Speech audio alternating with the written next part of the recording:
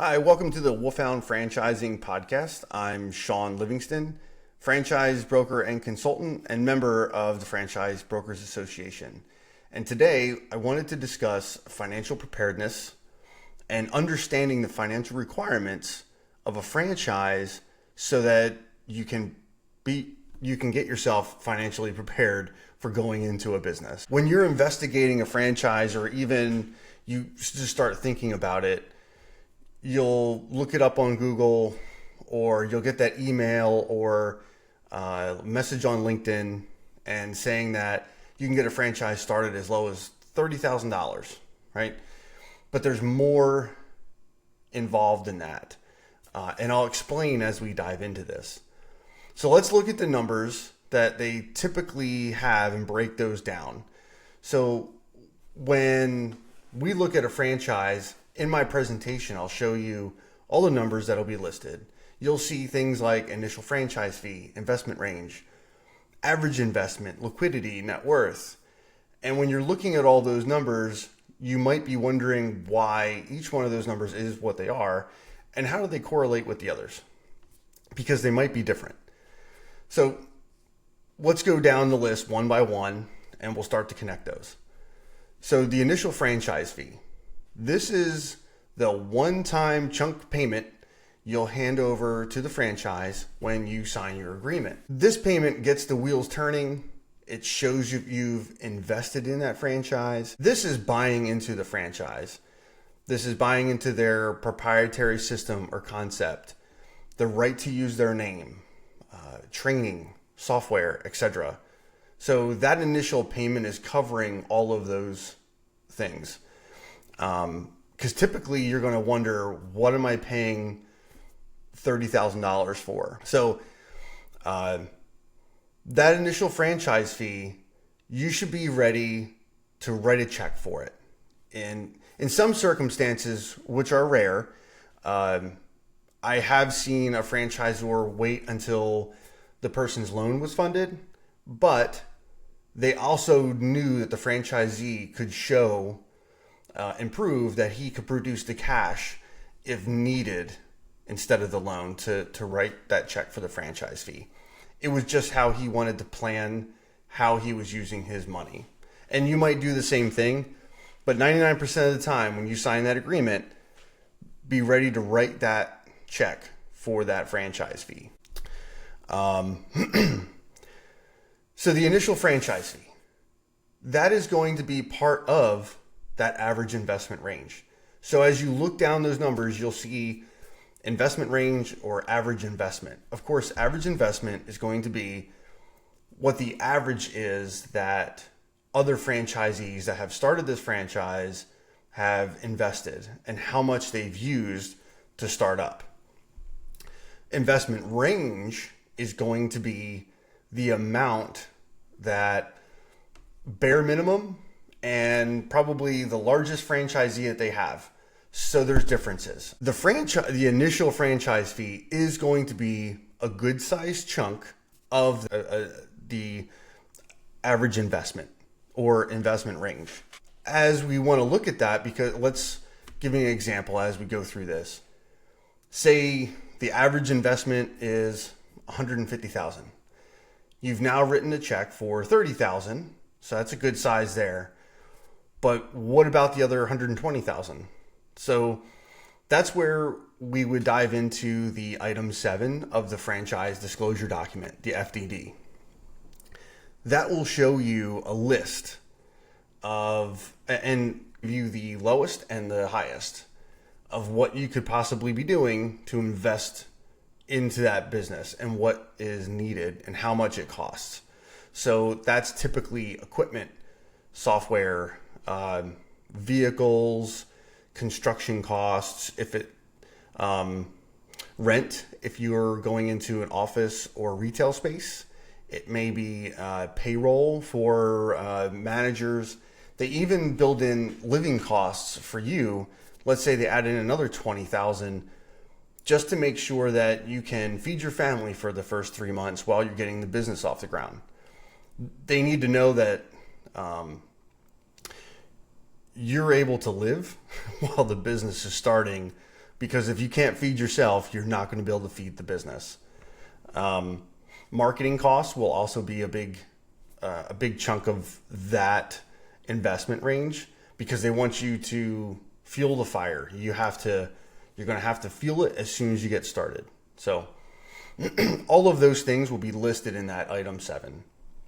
So if you are getting a loan, remember you will likely have to make a down payment. So as we're talking about this, if you keep this in the back of your mind, you've now written a check for $30,000. Okay. You had to have that cash to write the check when you signed your agreement, and you're getting your loan. So if you're getting your loan, let's say it's 150, or let's round some numbers here. Let's say 200, because I want you to overshoot to make sure that you have enough. Okay. So you get a loan for 200,000, and you're going to have to write a check for, let's say 10 to 20% is typical for a down payment for that SBA loan, or maybe a conventional loan from a bank. So let's say you wrote a check for 40,000 now for a down payment for that loan. You're up to $70,000 right now, so that you need to be prepared for. You may find another veteran-friendly bank, and I encourage that, and I know of some as well. They might give you an option or have other options available for lower down payments, or there might be other things in there they can do with SBA or mixing things. But we would have to talk to the bank for that. But typically, let's say you're doing 20%. So be prepared with that cash for the payment. Usually, the bank itself is going to estimate the amount and overshoot 20%. So whatever it is that you say you need, they're going to give you another 20%, because they want to make sure you have enough.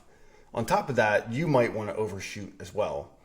I recently had a client that was opened a franchise, and he actually said he overshot, but he actually said he wanted to have twice the amount that he thought he would need, just to make sure.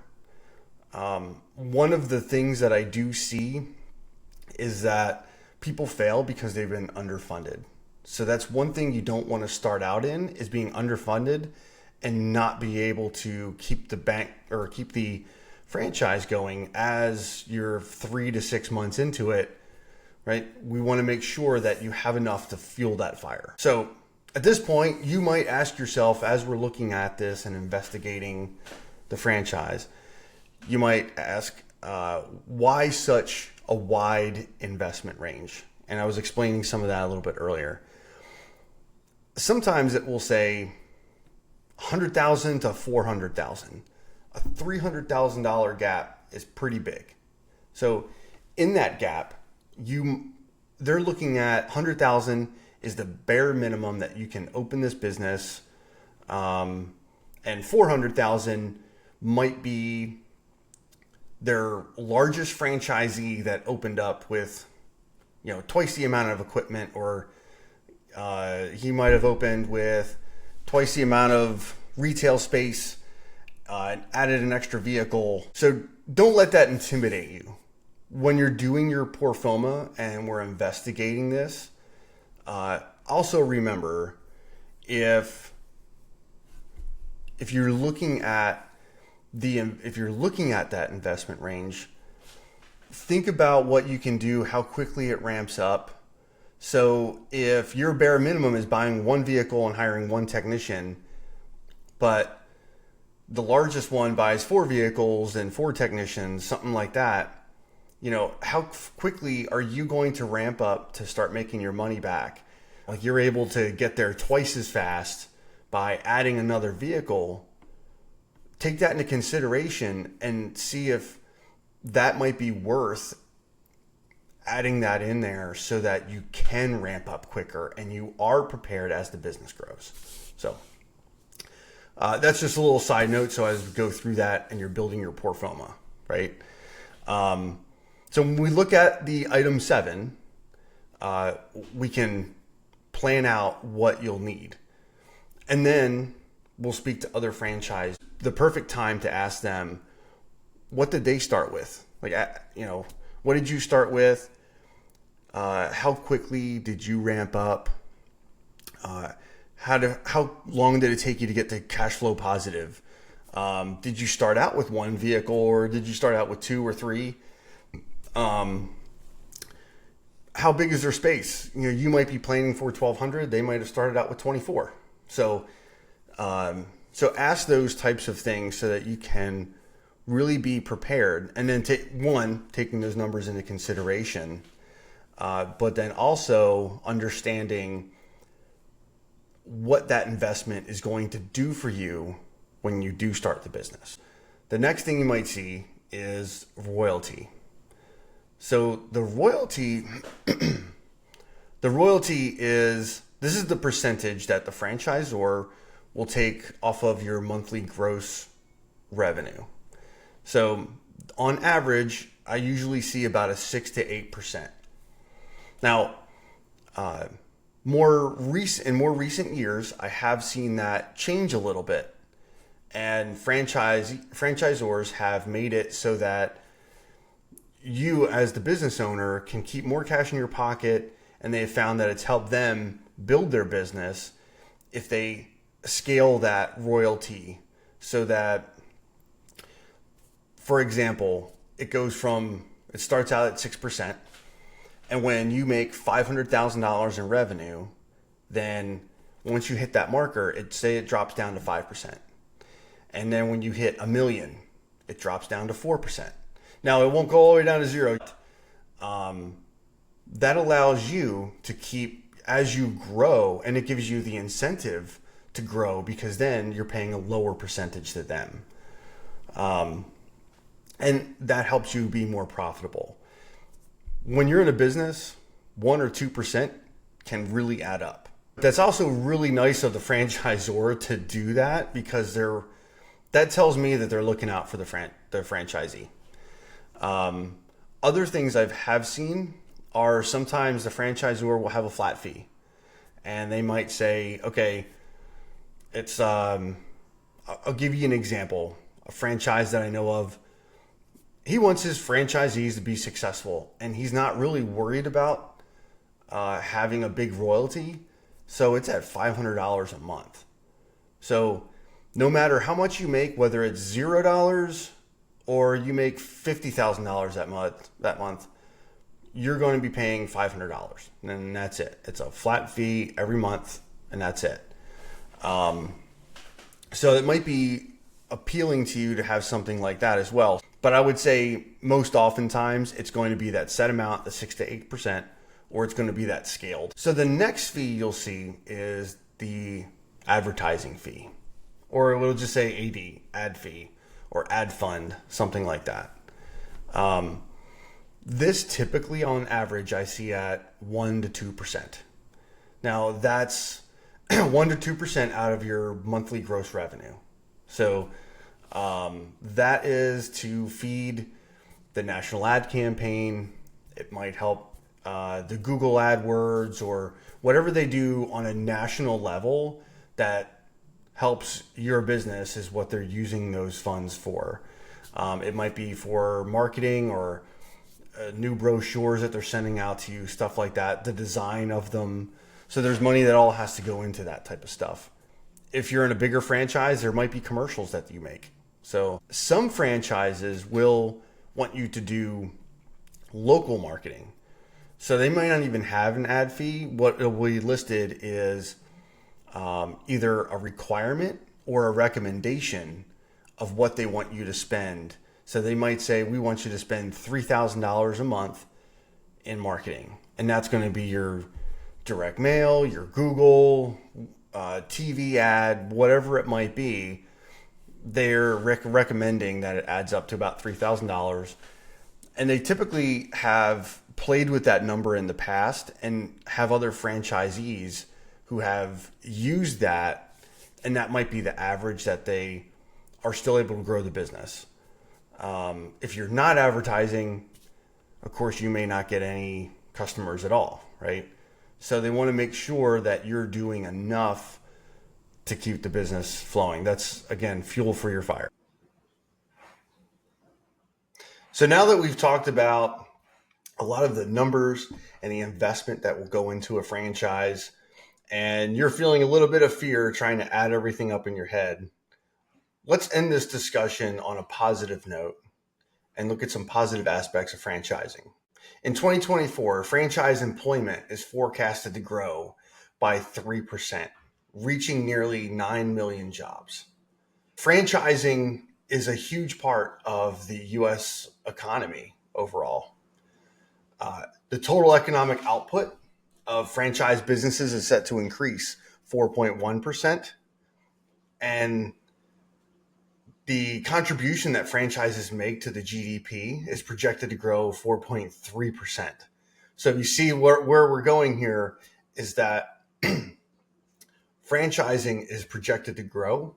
So if you're looking at investing in a franchise, you should project to grow with it as well. The average revenue per franchise is expected to increase from 2023 to 2024, going from 1,065,000 to 1,088,000. Small increase, but if you're looking at your per franchise average amount of revenue and you're thinking $1 million, that's where your investment is going. So when we were talking about 30,000 for the initial franchise fee and adding up 20% here and there for the loan and stuff, think about the average revenue that's coming in and now what you could possibly do with profiting from that as you start to grow your business. So as always, I hope this was helpful. And if you have any questions, please feel free to reach out. And today's quote is from Mark Zuckerberg. The biggest risk is not taking any risk. The only strategy that is guaranteed to fail is not taking risks. Thanks. And again, if you have any questions, please feel free to contact.